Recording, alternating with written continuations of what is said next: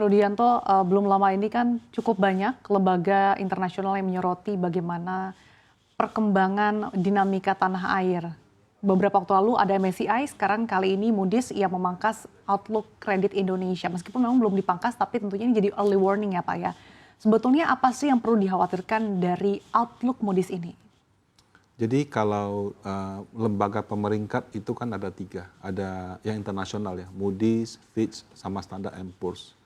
Kalau saya tidak salah, Standard & Poor's dan Fitch itu sudah keluar. Outlook-nya stabil. Cuma Moody's ini yang outlook-nya negatif gitu.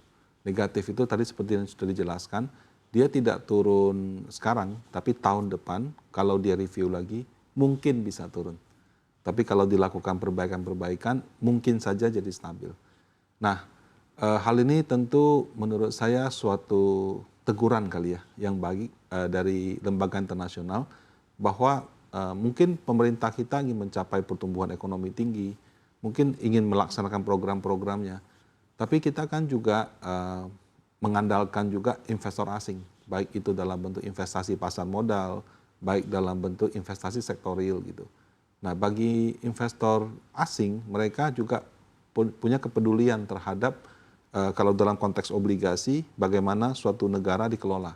Nah, salah satunya adalah tadi disebutkan defisit fiskal. Ya. Kalau aturannya 3%, kamu mepet-mepet 2,9, tahun depan gimana nih? Apakah masih mepet juga? Atau kalau kamu ternyata miss, bisa lewat, apa yang kamu lakukan?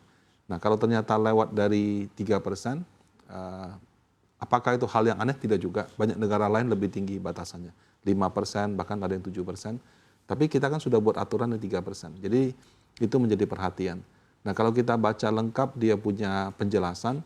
Selain tata kelola kan juga masalah penegakan hukum, masalah mungkin kayak sudah ada perjanjian, tiba-tiba ada bencana alam, semua kebun sawit, semua tambang bisa disita. Okay. Ya, mungkin sebagian dari mereka memang melanggar aturan atau tidak sah.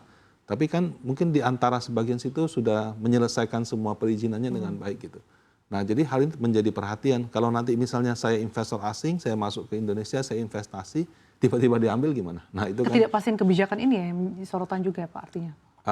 Ya, itu kan ada di dalam beberapa poin yang disebutkan. Jadi ibaratnya sudah dapat izin resmi, semuanya sudah lengkap, tiba-tiba bisa diambil, itu kan artinya izin yang dikeluarkan itu tidak being honor, jadi tidak dihormati ketentuan kerjasamanya. Tapi apa sih Pak dampaknya bagi kepercayaan investor yang selama ini berusaha dikembalikan lagi oleh pemerintah? Nah, kan lembaga ratingnya ada 3.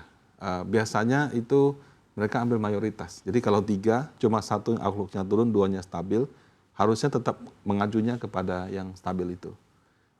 Cuma secara sentimen tentu ini akan berdampak terhadap yang baru mau masuk, mereka akan mikir-mikir. Kemudian yang sudah masuk, apakah mereka mau ekspansi terus?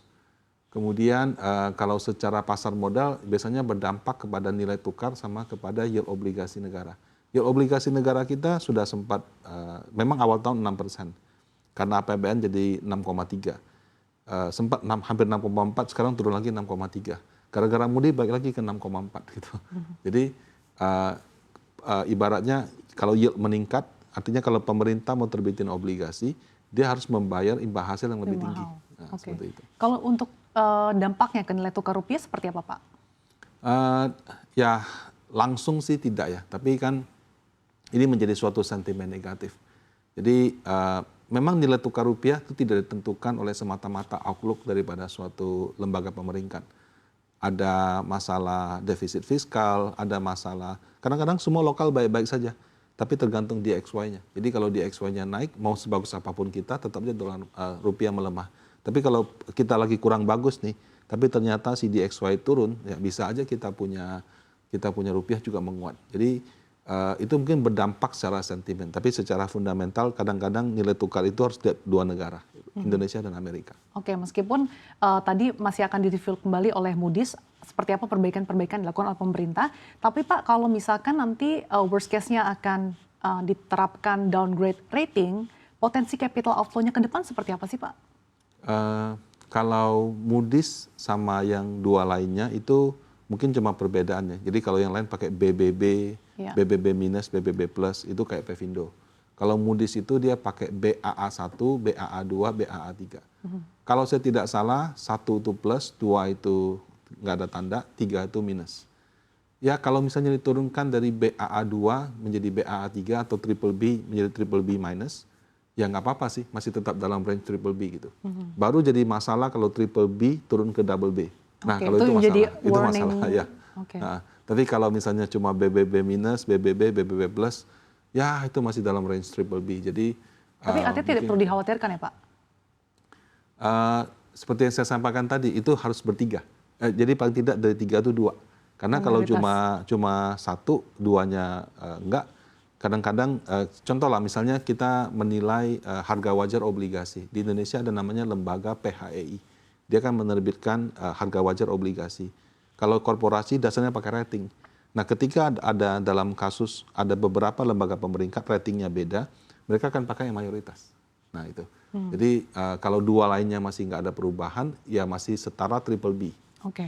Kita tahu juga Pak bahwa OJK ini kan memiliki task force untuk mempercepat bagaimana reformasi yang dilakukan. Seberapa besar sih hal ini bisa menjadi engine juga untuk mengembalikan kepercayaan investor? Terus terang, saya mohon maaf saya tidak mengikuti berita itu, tapi kalau pemahaman saya, task force-nya lebih karena MSCI kemarin ya, yang bareng sama bursa. Kalau Moody's ini menurut saya lebih ke pemerintah. Jadi yang disoroti kan fiskal. Fiskal kan OJK sama bursa Tidak nothing to do, mereka nggak bisa atur.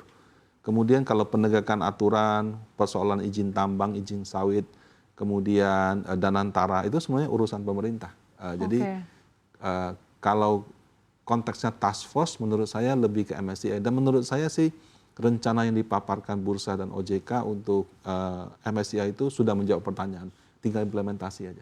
Oke.